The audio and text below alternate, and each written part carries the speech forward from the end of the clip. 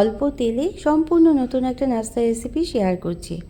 আশা করছি ভালো লাগবে। আসসালামু আলাইকুম, আমন্ত্রণ জানাচ্ছি আজকে এপিসোডটি দেখার জন্য। আশা করছি কাছে দূরে সবাই অনেক বেশি ভালো আছেন। বিকেলে নাস্তায় চায়ের সাথে কিংবা অতিথি আপ্যায়নে, বাচ্চাদের স্কুলে টিফিনে অসম্ভব মজাদার লাগবে এই নাস্তাটা। ভালো লাগলে লাইক, কমেন্ট ও শেয়ার করে পাশে থাকতে পারেন। এখানে আধা কাপ পরিমাণ বুটের ডাল নিয়ে নিলাম, ছোলা বুটের ডাল। আমরা জানি ছোলা বুটের ডাল ভিজিয়ে রেখে তারপর রান্না করতে হয়, এই জন্য আমি পানি দিয়ে প্রায় 4 থেকে 5 ঘন্টা ভিজিয়ে রেখেছিলাম। ভিজিয়ে রাখার পর প্রতিটা ডাল কিন্তু একটু ভেঙে দেখলাম নরম হয়ে গিয়েছে অনেকটাই। না ভিজালে সিদ্ধ করতে কিন্তু অনেক সময় লাগে, রান্না করতে সময় লেগে যায়। আর এই জন্যই কিন্তু সব ধরনের মশলা দিয়ে আমরা এই বুটের ডালটা রান্না করে নেব। এখানে 1 চা চামচ করে ধনে গুঁড়ো, জিরে গুঁড়ো, শুকনো মরিচের গুঁড়ো এবং গরম মশলার গুঁড়ো দিয়ে দিয়েছিলাম আধা চা চামচ। আদা রসুনের পেস্ট আর পরিমাণ মতো লবণ আর হলুদ দিয়ে সিদ্ধ হওয়ার জন্য বসিয়ে দিয়েছি। এই ফাঁকে আমরা ডোটা তৈরি করে নেব। এখানে 1 কাপ পরিমাণ আটা নিয়ে নিলাম, সামান্য লবণ দিয়ে এবং পানি দিয়ে অল্প অল্প করে পানি দিতে হবে। খুব বেশি পানি কিন্তু দেয়া যাবে না, মেখে নিতে হবে। মেখে নেওয়ার শেষ পর্যায়ে আমি 1 টেবিল চামচে তেল দিয়ে এবং হালকা আটা ছড়িয়ে দিয়ে খামিরটা তৈরি করে নিয়েছি। এই ফাঁকে কিন্তু আমাদের ডালটা খুব সুন্দরভাবে সিদ্ধ হয়ে গিয়েছে। খুব ভালোভাবে সিদ্ধ করতে হবে, শক্ত যেন না থাকে। চাইলে কিন্তু প্রেসার কুকারেও সিদ্ধ করে নিতে পারেন।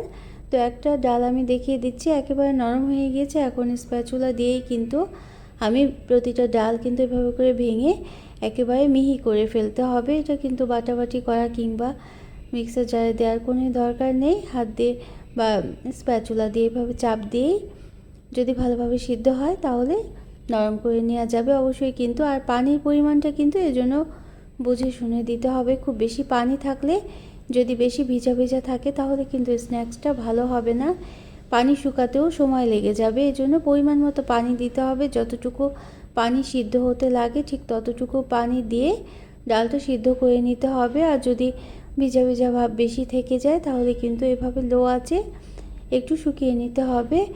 এখন পেঁয়াজ কুচি আর মরিচ কুচি দিয়ে ডালটাকে আমরা ভেজে নেব।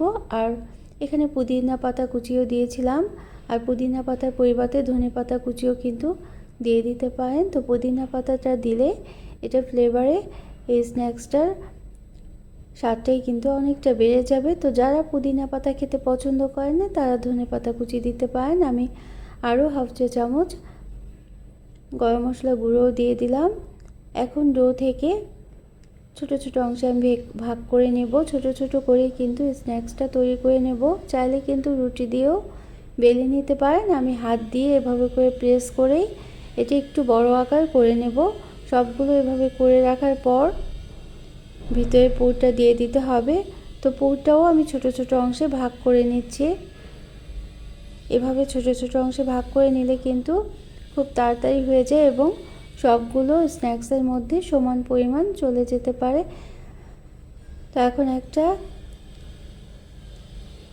আটার খামির নিয়ে আমি তার মধ্যে ভিতরে পুরটা দিয়ে দিতে হবে। পুরটা ততটুকুই দিতে হবে যতটুকু দিলে উপর থেকে বের হয়ে আসবে না এবং খুব ভালোভাবে সিল করা যাবে।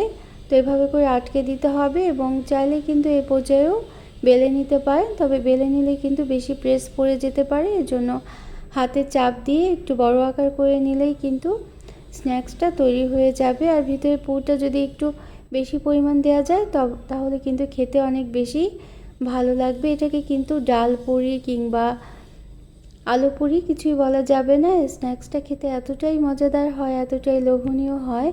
একদিন কিন্তু এভাবে করে করে দেখতেই পারেন। বুটের ডালে কিন্তু আলাদা একটা স্বাদ আছে, সেটা দিয়ে তৈরি করলে অন্যরকম লাগে। তো সবগুলো স্ন্যাক্স কিন্তু আমি এভাবে করে একটু বড় আকার করে করে নিলাম এবং অল্প তেলেই কিন্তু আমরা আজকে এই স্ন্যাক্সটা ভেজে নেব। এজন্য প্যানে আমি 2 টেবিল চামচের মতো তেল দিয়ে দিলাম। যেহেতু অল্প তেলে ভাজছি এজন্য কিন্তু একটু সময় লেগে যাবে ভাজতে, তো একটু ধৈর্য নিয়েই কিন্তু ভাজতে হবে। তো এই পর্যন্ত যারা দেখলেন একটা লাইক দিতে ভুলে গিয়েছেন, অবশ্যই কিন্তু একটা লাইক দিয়ে দিতে পারেন। আর প্রয়োজনে কমেন্ট করতে পারেন এবং শেয়ার করতে পারেন ফ্রেন্ডস অ্যান্ড ফ্যামিলির সাথে। আর যারা প্রথম ভিজিট করছেন তাই চাইলে চ্যানেলটিকে সাবস্ক্রাইব করে বেল বাটনটা প্রেস করে রাখবেন, তাহলে নোটিফিকেশন পেয়ে পরবর্তী রেসিপিগুলো দেখে নিতে পারবেন। তো একদিকে কিন্তু কালার চলে আসছে, এখন এভাবে করে উল্টে পাল্টে ভেজে নিতে হবে। তো এটা কিন্তু দারুণভাবে ফুলে উঠেছিল। ডুবো তেলে ভাজলেও কিন্তু অনেকটা ফুলে উঠবে, কিন্তু ডুবো তেলে ভাজলে কিন্তু সেটা অনেক সময় স্বাস্থ্যসম্মত হয় না। আর এর জন্যই আমি অল্প তেলে ভেজে দেখাচ্ছি। অল্প তেলে ভাজা স্ন্যাক্সটাও যে অনেক সুস্বাদু হতে পারে, দারুণ লোভনীয় হতে পারে, সেটাই কিন্তু আজকে করে দেখালাম। তো আস্তে আস্তে ফুলতে শুরু করছে স্ন্যাক্সগুলো।